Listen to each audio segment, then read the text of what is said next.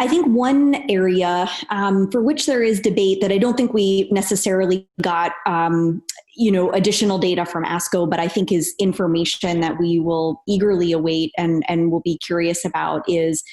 how to handle adjuvant chemotherapy for patients with estrogen receptor positive breast cancer that have lymph node involvement by disease. So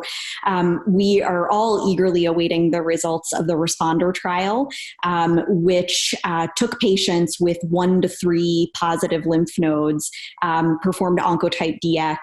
and then for those with low Oncotype scores, randomize them to chemotherapy versus no chemotherapy.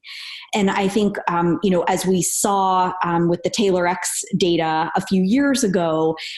we're now being able to really safely, I think, avoid chemotherapy and its toxicities for a large proportion of our patients that have ER-positive breast cancer that have node-negative disease. But the question is still out there for patients with